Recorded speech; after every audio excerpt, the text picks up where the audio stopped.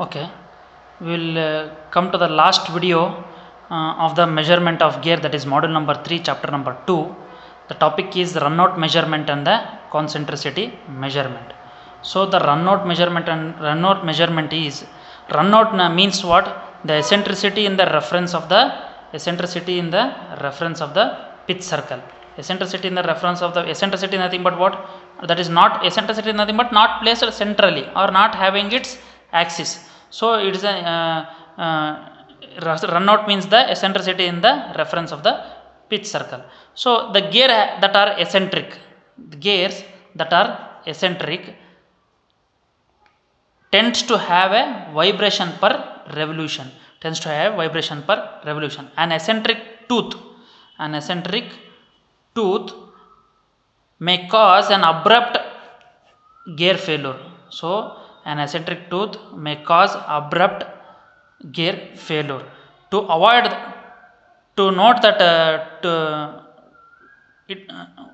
check that one, the runout in the gear is to be measured by employing gear eccentricity tester. So runout in the gears has to be measured. So the gear is held on a mandrel in the centers, and the dial indicator of the tester possesses the special tip depending upon the model of the gear being checked. So in the dial indicator, the special tip depending upon the model of the gear being checked, the tip is inserted between the tooth space. So once the tip is inserted between the tooth space, the gear is rotated tooth by tooth. So the maximum variation is noted from the dial indicator reading, and it gives the runout of the gear. This is the way of finding out the runout in the measurement of the gear. So in the runout nothing but what?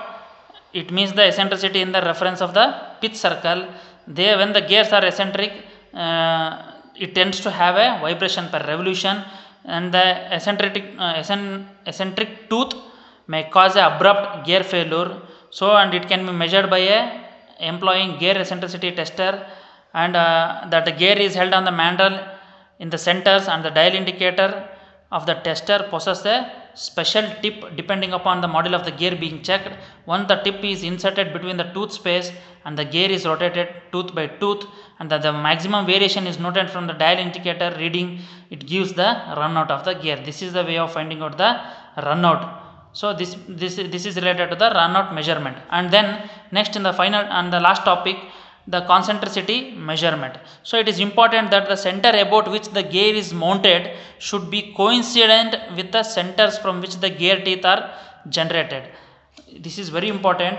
The centers about which the gear is mounted should be coincident with the center from which the gear teeth are generated. Otherwise, the gear will not function properly. It is due to the eccentricity of the mounting. So the concentricity of the gear may be checked by mounting the gears between the centers and measuring the variation in the height of the roller placed between the successive teeth. How it will be checked? So the concentration of the gear may be checked by mounting the gear between the centers and measuring the variation in the height of the roller placed between the successive teeth. Once the variation in the reading obtained will be function of the eccentricity present, and any variation will be there in the tooth thickness also be find out. So how the variation in the reading obtained will be the function of eccentricity present, and also any variation will be there in the tooth thickness, that also can be find out by using this concentricity measurement.